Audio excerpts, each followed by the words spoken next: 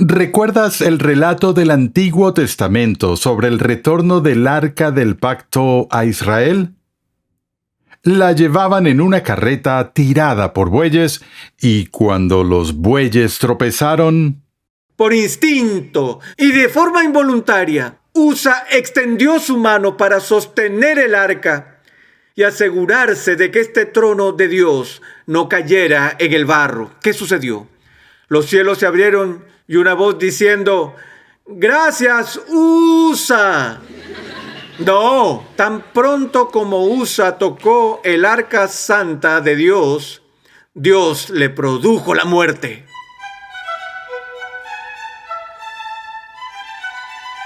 Dios es justo, pero a veces sus acciones parecen injustas. Bienvenido una vez más a Renovando tu Mente con el Dr. R.C. Sproul, mientras continuamos con el tercer capítulo en una impactante serie de enseñanza de 6 lecciones titulada La Santidad de Dios. En esta serie, el Dr. Sproul explora bien de cerca el carácter de Dios, llevándonos a nuevas percepciones sobre el pecado, la justicia y la gracia. La muerte de Usa, así como la muerte de Ananías y Zafira a manos de Dios, parecen casos en los que el castigo es mucho mayor que el crimen. Sin embargo, cuando nos damos cuenta de que estos actos de justicia son expresiones de la santidad de Dios, cobran un nuevo sentido. Una comprensión más completa del carácter de Dios nos permite ver estas acciones de Dios con mayor claridad y nos ayuda a evitar el peligro real de dar por sentada su gracia. Acompáñame al salón de clases a escuchar una vez más al Dr. R.C. Sproul mientras nos ayuda a apreciar la santidad de Dios a través de sus juicios, mostrándonos cómo Dios es justo, pero también misericordioso. Si nos fijamos en el periodo del siglo XVIII, durante la expansión territorial americana, nos daremos cuenta que durante el Gran Avivamiento había una idea recurrente en la predicación de ese entonces, una especie de doble énfasis. Por un lado, el mensaje de los predicadores era que el ser humano es muy, muy, muy malo y que Dios está muy, muy enojado. En otras palabras, hubo tal énfasis en el pecado humano y en la ira de Dios, que casi algunos terminaron llamándola la teología del miedo, la cual predominó durante ese periodo. Y luego, en el siglo XIX, vemos una dramática reacción en contra de esa clase de tendencia en la predicación, de modo que ahora el mensaje era: ok, el humano no es tan malo y Dios no está tan enojado. El énfasis estaba ahora en el amor de Dios y la bondad del ser humano. Bueno, a finales de ese siglo, a principios del siglo XX, en Norteamérica hubo una respuesta a esa reacción dentro del mundo de la teología, con el advenimiento de una teología llamada teología de la crisis. Y fue llamada teología de la crisis porque lo tomó prestado del término griego crisis, que significa juicio. Estos teólogos en Norteamérica dijeron que si iban a tomar en serio el retrato bíblico de Dios, deberían una vez más tomar en serio lo que dice la Biblia acerca de la ira de Dios. Había algunos extremistas en ese grupo que decían que lo que vemos en las Escrituras, especialmente en ciertos momentos del Antiguo Testamento, es una expresión de algo que es irracional en el carácter de Dios mismo. En otras palabras, ellos dijeron que sí, que es inevitable ver, sin lugar a dudas, una manifestación de la ira de Dios en el Antiguo Testamento. Pero esa ira no es tanto una manifestación de la justicia de Dios o de su santidad, sino una manifestación de un defecto en su propio carácter. Aunque no lo crean, he leído algunos teólogos que hablan del lado oscuro de Yahvé, dicen que dentro de Dios reside el elemento de lo demoníaco y que este aspecto demoníaco de Dios se hace notorio por manifestaciones repentinas, no provocadas, de una ira antojadiza, caprichosa y arbitraria de Dios. Una de las historias más espeluznantes en el Antiguo Testamento es la historia de Usa, el coatita.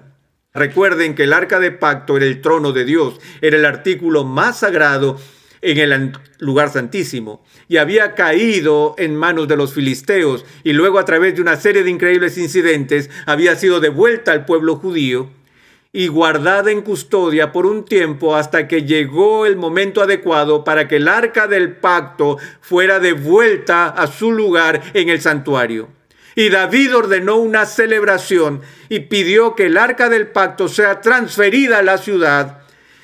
Y las personas se alinearon en las calles y bailaban y cantaban mientras se movilizaban y veían la procesión del trono de Dios delante de ellos. Y se nos dice que el arca del pacto fue trasladada al ser puesta en una carreta de bueyes. Y la Biblia nos dice que a medida que el carro se desplazaba por el camino, los coatitas caminaban junto a ella para protegerla, cuidándola. Uno de ellos se llamaba Usa.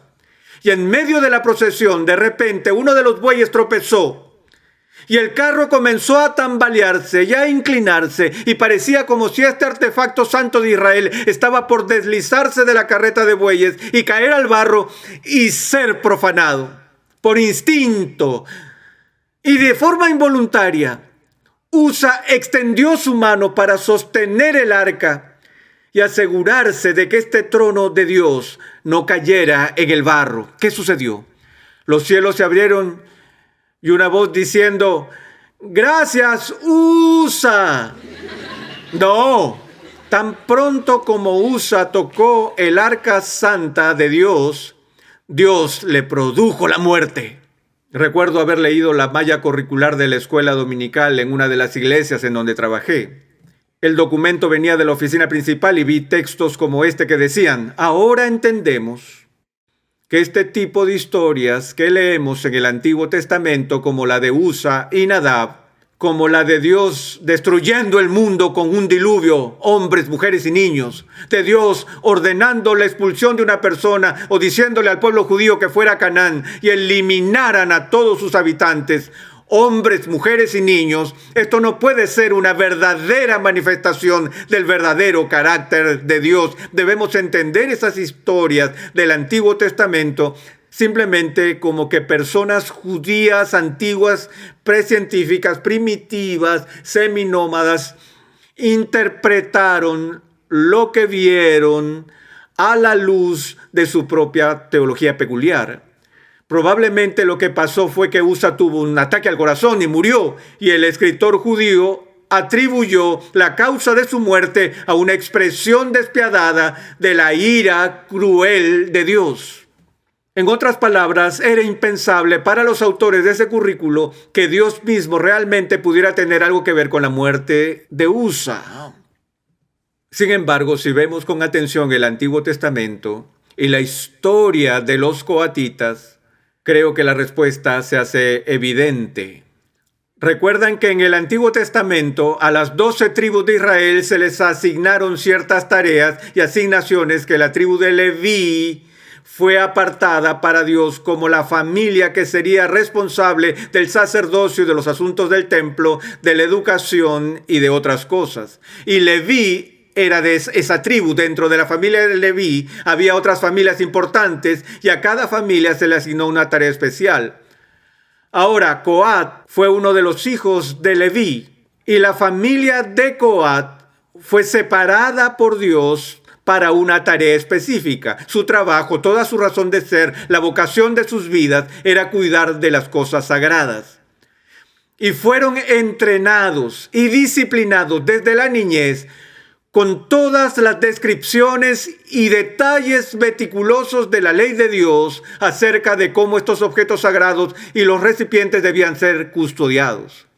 Y el único principio absoluto y no negociable que se le inculcó a cada coatita desde que era un niño fue este: nunca, nunca, nunca, nunca, nunca toques el trono de Dios.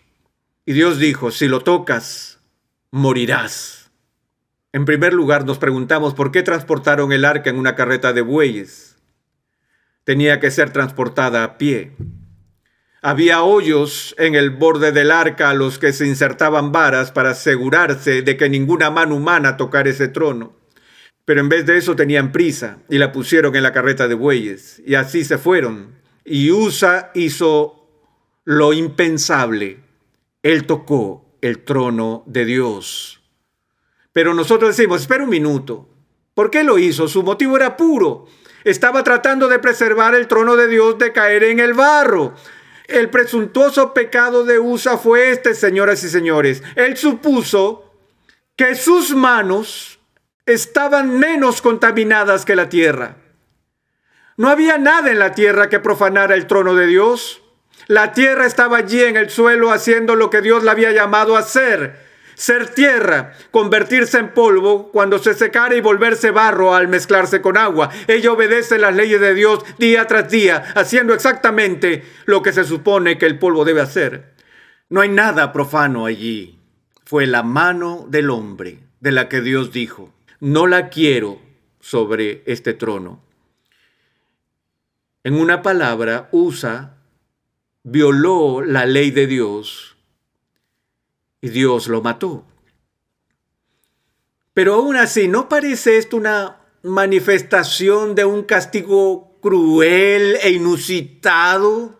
Cuando comparamos el Antiguo Testamento con el Nuevo Testamento, el Antiguo pareciera severo. He encontrado ayuda para lidiar con esto en los escritos de un teólogo muy importante que es muy controversial en la Iglesia romana. Su nombre es Hans Kung.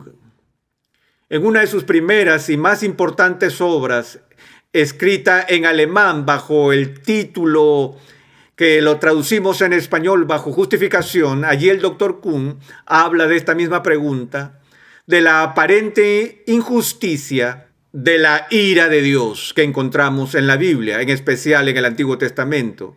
Y él señala lo siguiente, él dice: el verdadero misterio de la iniquidad, el real rompecabezas, no es que un Dios santo y justo deba ejercer justicia.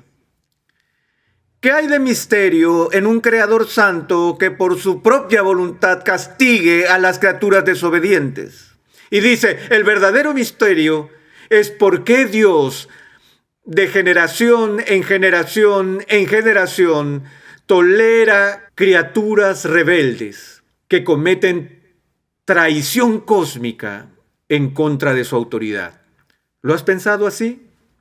Y Kuhn continúa reflexionando y dice: recuerden que aunque hay 30 y tantos delitos capitales en el Antiguo Testamento, eso no representa una forma cruel e inusual de justicia en manos de Dios, sino que eso representa de por sí una reducción masiva en la cantidad de delitos capitales. Acuérdense de las reglas establecidas en la creación, cuando Dios, el gobernante omnipotente de los cielos y de la tierra, sopló sobre el polvo aliento de vida y formó una criatura a su imagen, y Él le dio a esa criatura el estatus más alto en este planeta y la mayor bendición y regalo que en ningún momento estaba obligado a dar. El don de la vida estampado a su imagen en ese pedazo de barro y dándole vida. Él dice: el alma que pecare, esa morirá. Todo pecado fue visto en la creación como ofensa capital. Y no que este castigo sería la muerte en algún momento después que se haya cumplido 70 años, sino bajo los términos de la creación. El día que de él comieres, ciertamente morirás. Ahora sé que la gente lee eso y dicen que lo que el texto está diciendo es que el día en que la transgresión toma lugar, sufrimos la muerte espiritual. Eso no fue lo que Dios dijo. Eso podría ser verdad, que el hombre sufrió la muerte espiritual el día que transgredió la ley de Dios. Pero los términos de la creación fueron: el día que comas, mueres biológicamente. Se acabó.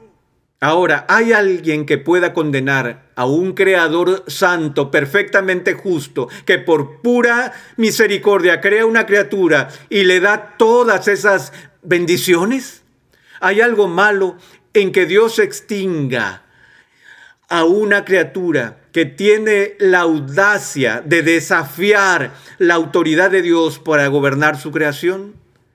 ¿Se ha detenido a considerar lo que está involucrado en el más mínimo pecado?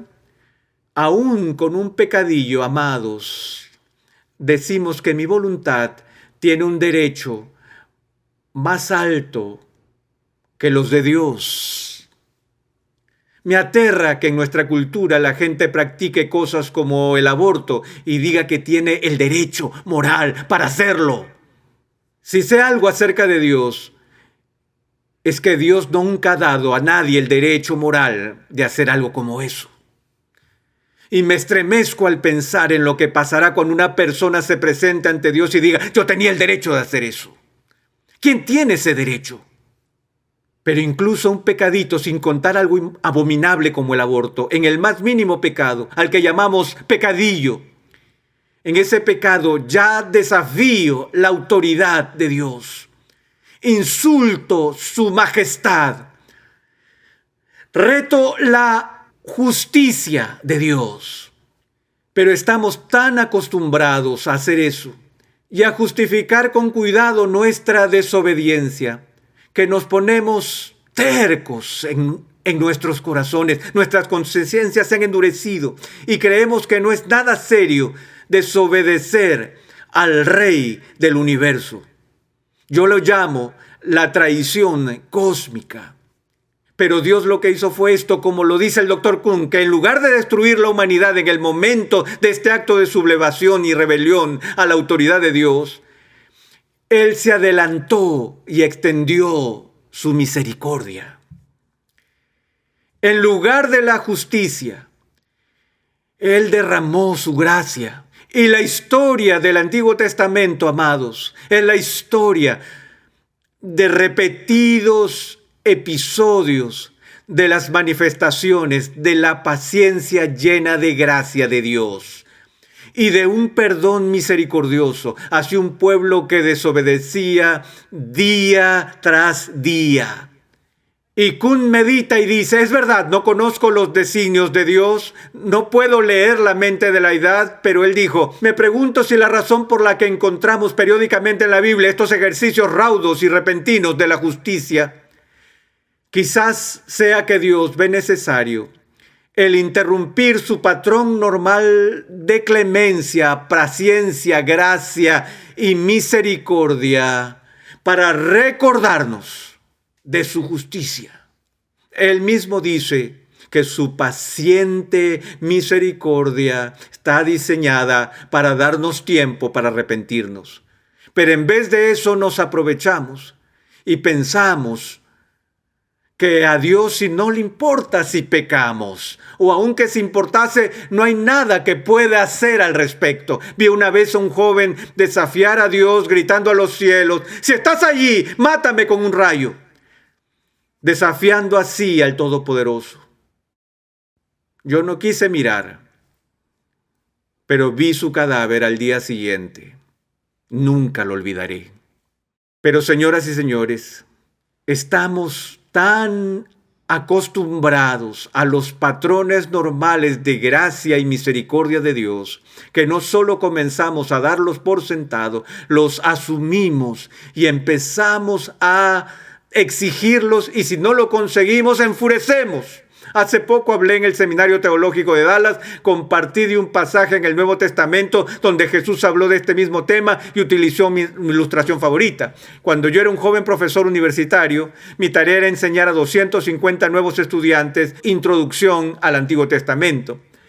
El mismo primer día de clases tuve que entregar los trabajos y tenía que ser muy cuidadoso con los requisitos porque ellos tratarán de distorsionarlos para librarse de ellos. Y les dije, miren, tenemos solo unos pocos ensayos de 3 a 5 páginas o de 2 a 4 páginas, pequeños escritos cortos. Y dije, son 4 de ellos, si no se presentan a tiempo, serán desaprobados a menos que hayan ingresado a la enfermería o se haya muerto un familiar cercano. Y tuve que explicarle todo a ellos. Y dije, ¿todos entienden? Oh, sí, estamos de acuerdo. El primer plazo se vence el 30 de septiembre. 30 de septiembre, 225 estudiantes diligentemente vienen con sus trabajos. 25 de los estudiantes estaban de pie, allí temblando, asustados y llenos de miedo. Me dijeron, oh, Dr. Sproul, no alcanzamos a terminar nuestros trabajos, no administramos bien el tiempo, no hicimos la transición de la secundaria a la universidad. Por favor, no nos vaya a reprobar, denos una extensión de 2 días. Yo dije, ok, voy a concederle esta vez, pero no dejan que suceda de nuevo. Recuerden hoy que el mes que viene quiero que esos trabajos a tiempo. Llegó el 30 de octubre. 200 estudiantes llegaron con sus trabajos. 50 de ellos no entregaron sus trabajos. Entonces, ¿dónde están sus trabajos? Ellos dijeron, oh, profesor, todo el mundo está con trabajos para esta semana y ese fue el regreso a casa y estábamos ocupados con todos esos temas. Por favor, denos una oportunidad más. Y dije, ok, les voy a dar una prórroga de 2 días. ¿Y saben lo que pasó? Empezaron a cantar espontáneamente, te queremos, profesor Sproul, o sí que te queremos. Oh, yo era el profesor más popular del campus hasta el 30 de noviembre. Noviembre 30, 150 estudiantes llegaron con sus trabajos. Los otros 100 entraron como si estuvieran yendo a comprar el pan. Estaban relajados, casuales. Dije, Juárez. Él dijo, sí, señor. Le dije, ¿dónde está su trabajo? Él dijo, hey, profe, ellos saben. No se preocupe por él, se lo voy a traer en un par de días. Así que saqué el libro negro y dije, Juárez. Él dijo, sí. Le dije, tiene 0. Pérez, ¿dónde está su trabajo? No lo tengo, señor. Le dije, 0. Martínez, 0.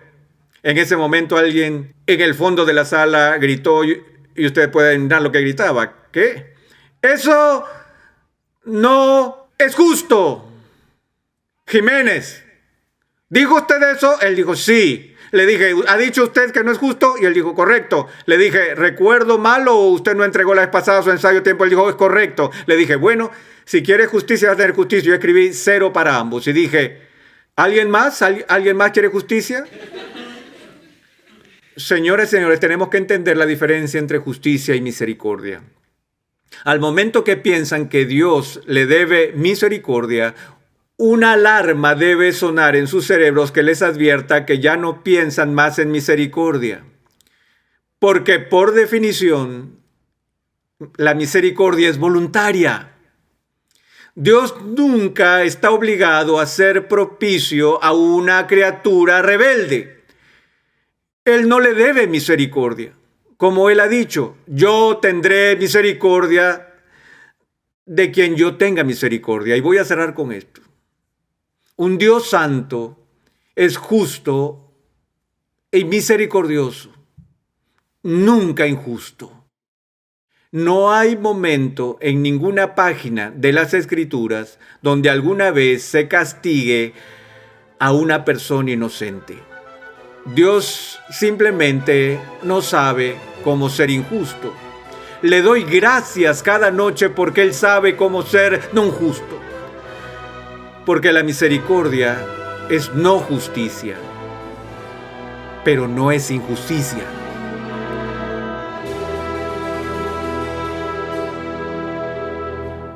Dios nunca es injusto. Es muy útil cuando comprendemos que nuestra propia definición limitada de justicia no se acerca a la justicia perfecta de Dios, y cuando empezamos a perder la perspectiva, es importante volver a estas verdades. Estás en sintonía de Renovando tu Mente con el Dr. R.C. Sproul.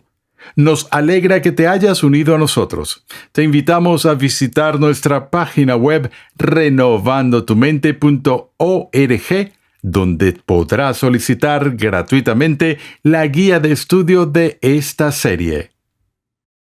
Te invitamos a la Biblioteca Ligonier. Nuestros libros se centran en las grandes verdades que han sido confiadas a la Iglesia por los precursores de la Reforma, verdades bellamente articuladas en las confesiones, catecismos y credos históricos. Para más información sobre nuestros libros, visita la página web bibliotecaligonier.com hoy mismo. Si Dios es santo y el hombre es pecador, ¿qué esperanza hay para el hombre? Esta es la interrogante con la que Martín Lutero luchó durante años y que lo llevó a la desesperación, al punto de que para algunos Lutero en realidad estaba loco. En el siguiente episodio de Renovando tu Mente, el Dr. Sproul relata la lucha de Lutero y explica cómo personas pecadoras pueden estar en la presencia de un Dios santo solo por medio de la justicia que Él proporciona en Jesucristo. Renovando tu Mente es una producción de los Ministerios Ligonier, la confraternidad de enseñanza fundada por el Dr. R.C. Sproul. Nuestra misión, pasión y propósito es ayudar a las personas a crecer en su conocimiento de Dios y su santidad. Te invitamos a escuchar nuestro siguiente episodio y a unirte a nuestra gran comunidad virtual en las redes sociales.